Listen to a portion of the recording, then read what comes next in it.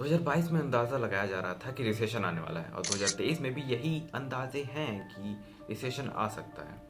Recession का simple मतलब ये होता है कि किसी भी कंट्री की जो इकोनॉमी होती है वो नेगेटिव ग्रोथ में रहती है लगातार 2 क्वार्टर्स के लिए, यानी कि 6 महीने के लिए, जहाँ पे एक क्वार्टर 3 महीने का होता है। और जहाँ सारी दुनिया रिसेशन से बचने के तरीके ढूंढ रही थी, 10 मार्च 2023 को खबर आती है कि सिलिकॉन वैली बैंक कोलैप्स कर चुका है।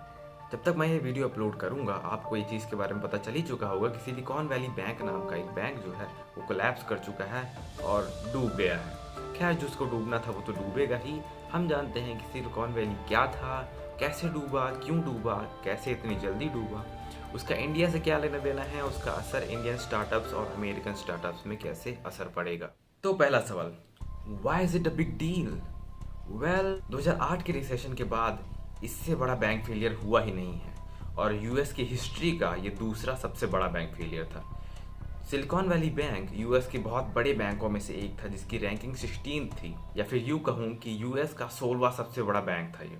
इसकी वैल्यूएशन थी लगभग $200 बिलियन की। ये बैंक 1983 में बना था और सिलिकॉन वैली का सबसे बड़ा बैंक था।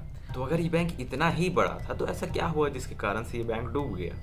वेल, ये सब स्टार्ट हुआ पेंडेमिक की वजह से और फिर गया यूक्रेन वॉर की वजह से। तो शुरुआत से बात करते हैं। कोविड-19 पेंडेमिक आता है और पूरी दुनिया के सभी देशों में इकॉनमी गिरने लगती है और जब इकॉनमी गिरती है तो इन्फ्लेशन बढ़ता है, अनएम्प्लॉयमेंट बढ़ता है और इन्फ्लेशन को टैकल करने के लिए हर गवर्नमेंट अपने सेंट्रल बैंक का इंटरेस्ट रेट बढ़ाती है, जिसे हम रेपो रेट कहते हैं। और रेपो रेट के बारे में आपने न्यूज़ में बहुत ही ज़्यादा सुना होगा। हालांकि ये बहुत ही ज़्यादा टेक्निकल चीज़ नहीं है। किसी भी गवर्नमेंट की जो सेंट्रल बैंक रहती है वो कमर्शियल बैंक को जिस इंटरेस्ट रेट पे लोन देती है वही रेपो रेट होता है। यूएस में इन्फ्लेशन बहुत ही ज़्यादा तेज़ी से बढ़ रहा था। पैंडेमिक के जस्ट पहले लगभग 2.5% इन्फ्लेशन था।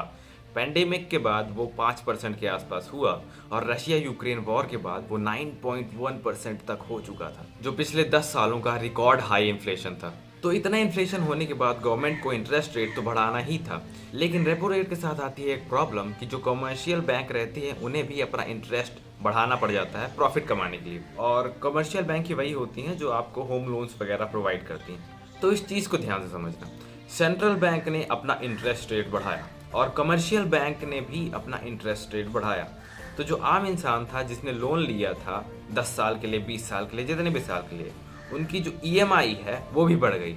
अब जब एक आम इंसान की ईएमआई बढ़ी तो उसका जो एक्सपेंडिचर था वो कम हो गया। अब क्योंकि मैं अगर 5,000 रुपये ईएमआई की जगह अगर 6,000 रुपये ईएमआई दे रहा हूँ तो मेरे पास 1,000 रुपये कम बच रहे हैं, तो मैं क्या करूँगा? मैं मूवीज़ जाना छोड़ दूंगा, वैकेशंस पे जाना छोड़ दूंगा और कुछ भी ऐसी जगह जाना छोड़ दूंगा जहाँ पे मेरे पैसे बच सकें। और अब क्योंकि पूरे यूएस में ही होम लोन्स वगैरह की जो इंटरेस्ट था वो बहुत ही ज़्यादा बढ़ चुका था, अब लोग क्लोथिंग पे, मूवीज़ पे, वैकेशंस पे पैसा कम खर्च करने लगे, जिसके कारण से उसकी डिमांड गिर गई और उसकी डिमांड गिरने की वजह से बिजनेसेस को अपने प्रोडक्ट्स की वैल्यूज़ कम करनी पड़ गई और ज़्यादातर प्रोडक्ट्स की अगर वैल्यूज़ कम हो गई तो इन्फ्लेशन भी कम हो गया इन द एंड।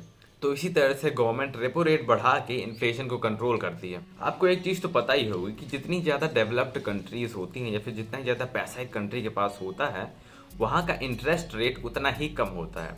और ऐसा ही अमेरिका के साथ था और ये तो दुनिया की सबसे बड़ी इकॉनमी है। यहाँ का सेंट्रल बैंक का इंटरेस्ट रेट था 0.08%। बस ये इतना कम है कि कमर्शियल बैंक ने भी अपने लोन्स काफ़ी कम इंटरेस्ट रेट पे दिए, जिसके कारण कई लोगों ने मिलियंस ऑफ डॉलर्स लोन लिए बिना किसी चिंता के, क्योंकि इंटरेस्ट ऑलरेडी बहुत कम है। लेकिन सरप्राइज वाली बात तो ये थी कि जो इंटरेस्ट रेट 0.08% था वो बढ़ के 4.35% हो गया। अब जैसा कि मैंने बताया कि सिलिकॉन वैली बैंक जो था वो 16वें नंबर पे था। उसे अपना बिजनेस बढ़ाना था और अपनी रैंक भी बढ़ानी थी और ऊपर के बैंकों से टक्कर लेनी थी, जिसके कारण सिलिकॉन वैली बैंक ने अपने डिपॉजिट इंटरेस्ट को 2.33% कर दिया, जहाँ पे नॉर्मली 1 पॉइंट समथिंग के आसपास रहता है। डिपॉजिट इंटरेस्ट का मतलब ये होता है कि फॉर एग्जाम्पल अगर मैं बैंक हूँ और आप मुझे 1,000 रुपये दे रहे हो और मैं कह रहा हूँ कि 3% interest rate deposit interest rate है, तो साल भर बाद वही आपका पैसा 1,030 रुपये हो जाएगा। और ये बहुत छोटा नंबर है, लेकिन अगर आप सोचो कि सिलिकॉन वैली बैंक में अगर आप $100 मिलियन डालते हो तो साल भर बाद आपको $2.33 मिलियन बस उस बैंक में पैसे जमा करने के मिलेंगे। तो बड़े स्टार्टअप्स ने अपना फायदा देखा और एसवीबी में बहुत पैसा डाला और अब सिलिकॉन वैली बैंक काफ़ी अमीर हो चुका था। लेकिन अब उसके पास एक और सरदर्द था कि उसे यही पैसा लेके रोटेट करना होगा और 2.33% जो इंटरेस्ट उसने वादा किया है लोगों को देने का, उसे जनरेट करना होगा। अब बैंक ने $91 बिलियन एक गवर्नमेंट सिक्योरिटी में डालने का फैसला लिया और ये थी हेल्ड टू मैच्योरिटी वाली सिक्योरिटीज। तो हेल्ड टू मैच्योरिटी वाली सिक्योरिटीज का मतलब क्या होता है? बेसिकली आप पैसा लगाओगे और जब तक वो सिक्योरिटी मैच्योर नहीं हो जाती आप पैसा नहीं निकाल सकते, क्योंकि अगर आप पैसा निकालोगे तो आपको लॉस होगा। हालांकि जिस गवर्नमेंट बॉन्ड्स में एसवीबी ने पैसा लगाया था उसका इंटरेस्ट रेट था 1.56%, तो आपको रिटर्न सिर्फ 1.56% ही मिल रहा है और आपने वादा किया है 2.33% देने का लोगों को, तो ये तो ऑलरेडी लॉस में ही जा रहा है। और अचानक से गवर्नमेंट ने ये सिक्योरिटी खरीदना बंद कर दिया, जिसके कारण से इस सिक्योरिटीज की जो यूनिट्स थी उनकी वैल्यू गिर गई। सिंपल भाषा में समझाऊं तो सिलिकॉन वैली बैंक ने अपने $91 बिलियन हेल्ड टू मैच्योरिटी वाली सिक्योरिटी बॉन्ड्स में डाल दिए और अब बॉन्ड्स की वैल्यू गिर गई और वो $76 बिलियन हो गई, जिसके कारण इनको 15 बिलियन का लॉस हुआ है। लेकिन हम इसे लॉस नहीं कह सकते हैं, क्योंकि जो गवर्नमेंट बॉन्ड्स होते हैं उनकी वैल्यूज ऊपर नीचे हो सकती हैं। तो जब तक तुम इस बॉन्ड को बेच नहीं देते हो, चांसेस हैं कि तुम्हारा लॉस नहीं हुआ है। लेकिन एक गड़बड़ हो गई। लोन्स जो थे पूरे अमेरिका में, जो लोन्स थे उनका इंटरेस्ट रेट बहुत ज़्यादा बढ़ चुका था और अब स्टार्टअप्स के लिए लोन्स लेना बहुत ही बेकार आइडिया हो चुका था। तो उन्होंने क्या किया? उन्होंने जो अपने पैसे सिलिकॉन वैली बैंक में डाले हुए थे वो निकालने शुरू किए, पर सिलिकॉन वैली बैंक के पास तो पैसा था ही नहीं। उन्होंने अपना पैसा तो बॉन्ड्स में डाल रखा था और वो बॉन्ड्स को बीच में बेच भी नहीं सकते हैं, क्योंकि अगर बेच देंगे तो ऑब्वियसली उनको लॉस होगा, क्योंकि ये हेल्ड टू मैच्योरिटी वाले बॉन्ड्स हैं। लेकिन अब डिपॉजिटर्स बहुत ही तेज़ी से पैसा निकाल रहे थे और सिलिकॉन वैली बैंक के पास पैसा नहीं था देने के लिए, तो उन्होंने अपने गवर्नमेंट सिक्योरिटीज़ को, यानी कि गवर्नमेंट बॉन्ड्स को जहाँ पे उन्होंने पैसे लगाए थे, उसे बेच दिया लो इंटरेस्ट रेट पे ही और लॉस पे ही, जहाँ पे उन्हें लगभग $2 बिलियन का लॉस हुआ था। लेकिन अब क्योंकि उनके पास पैसे की शॉर्टेज हो रही थी, उन्होंने फंड रेज करने का सोचा लगभग $2.25 बिलियन का इक्विटी और डेट के रूप में।